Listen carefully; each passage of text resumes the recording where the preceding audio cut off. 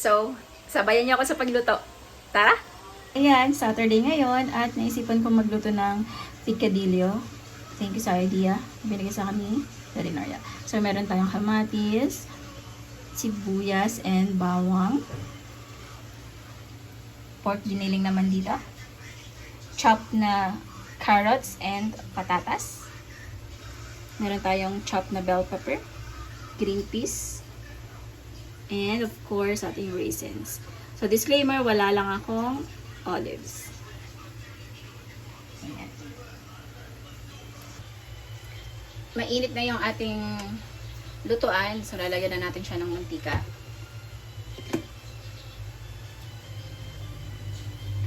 At igigisa na natin ang ating sibuyas.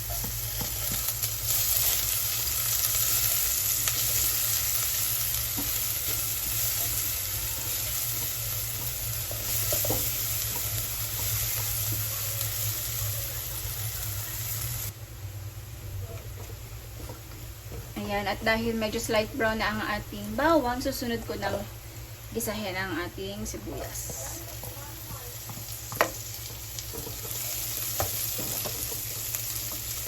Gisa-gisa lang kasi 'di ba?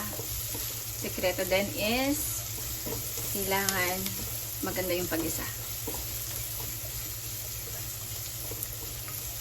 So antayin lang natin na mag-isang mahusto, na mag-isa ng husto. I mean, ang ating sibuyas. At isusunod natin mamaya ang ating kamatis.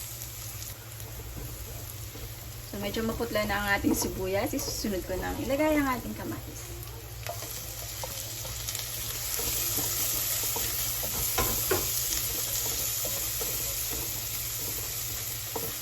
Another tip, kung gusto nyong lumambot ng mabilis yung kamatis, pag nagisa kayo, pwedeng lagyan ng asin.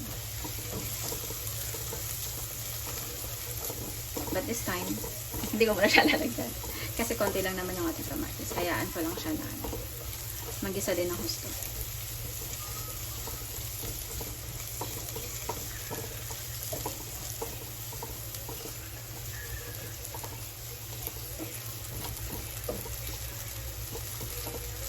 At kung prefer nyo rin na durugin yung kamatis, pwede rin naman siyang i-flatten. Gamit ang ating sandok.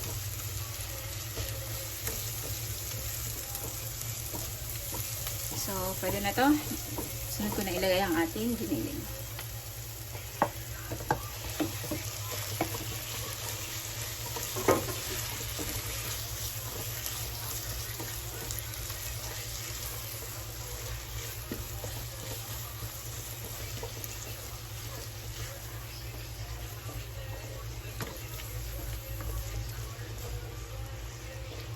Nakakapagod lang sangkot siya or mag-isa, no? But then, na-exercise din yung ating balikat, ang ating arms. So, it's a good thing din. Char. So, antayin lang natin. Gisa-gisahin ko lang to.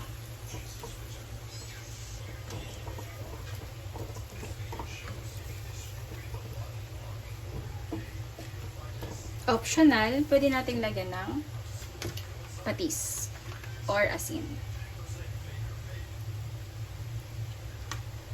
Konti lang muna para lang magkalasa ng konti ng ating baboy.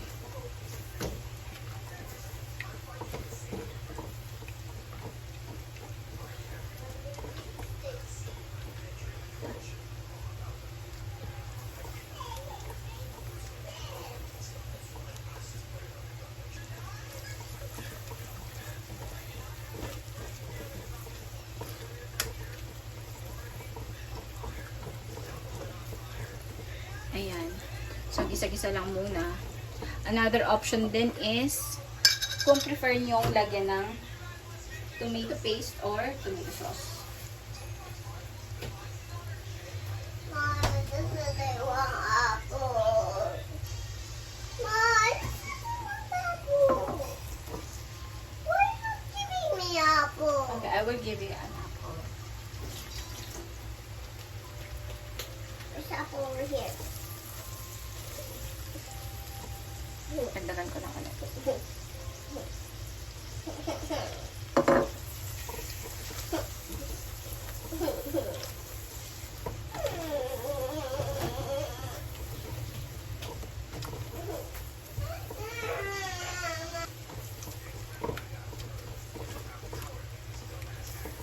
Pagkatapos nito, ilalagay ko na ang ating raisins.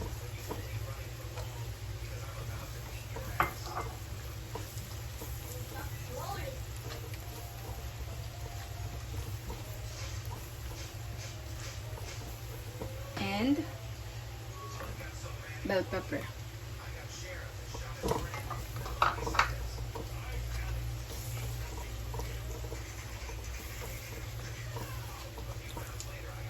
At ang ating carrots and potatoes.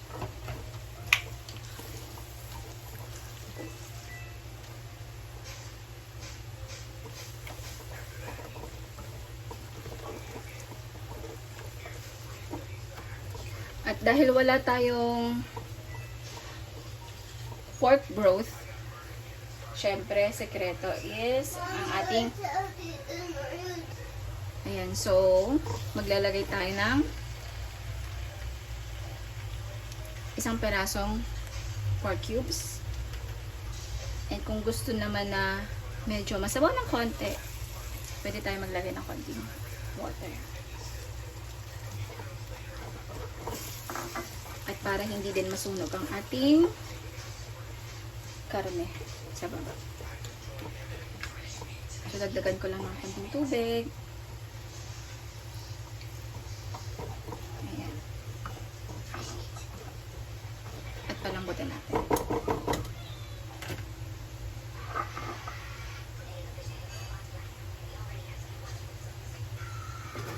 Takpan lang natin ito para maluto. Ayun, nakalimutan ko pala ilagay yung ating green peas. So, dito lang yung siya sa taas.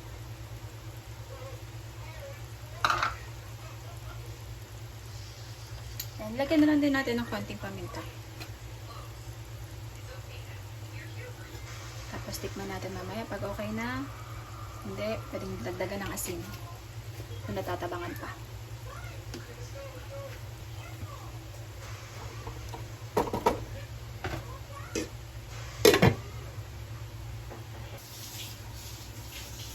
So, check na. Ay, kumulo na siya. Check natin kung okay na ba yung lasa na ito.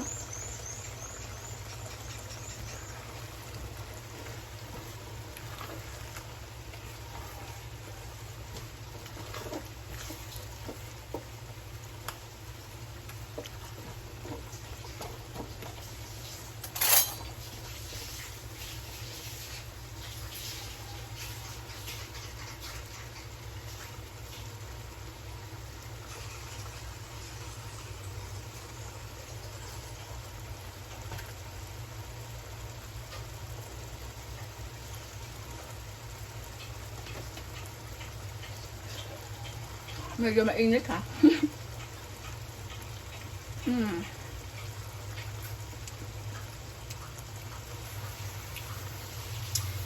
Pwede na, pero dagdagan ko lang ng konting asin. Konting-konti lang.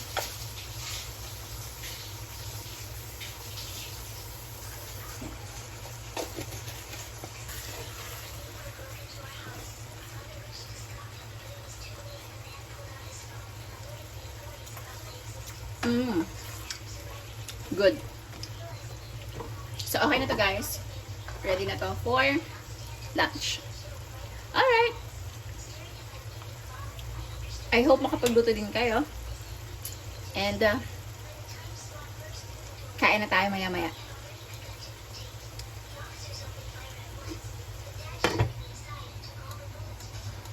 Ayan, so ready na to eat ang ating nilutong pork picadillo. And yeah, meron tayong rice and apple. So let's eat guys. Bon appetit! So ito na yung aking nalutong pork picadillo and tara, kain tayo.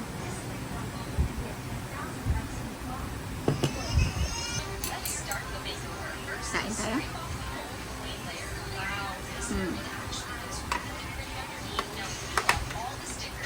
Good.